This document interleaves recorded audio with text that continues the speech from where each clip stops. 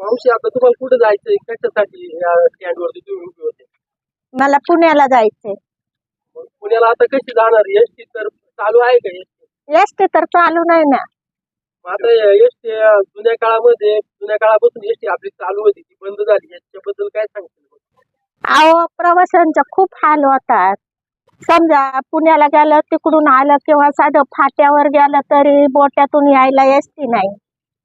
असं कोणाच्या पण मोटरसायकलीला हात वर करून यावं लागतं.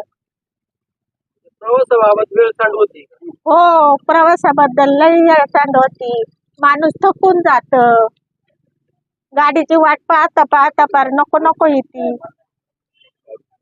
मावशी तू काय सांगशील एसटी बाबत? मला हेच म्हणायचे, अकोल्यावरून आलं का ब्राह्मणवाड्याला कोणलं, पुण्यावरून संगमेरवरून आलं का बोट्याला कोणलं, मग रात्री सगळं बाया लोकांनी म्हाताऱ्याने पाठी घ्यायची काय बोट्याला.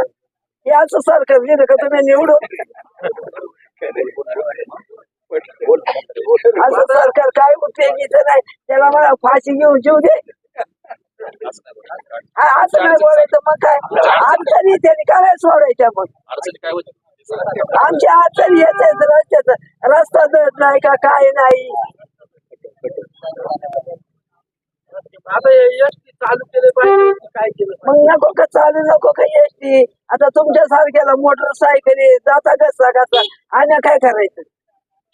आणि राहायचं का कुठे बी जायचं कुठून येतं.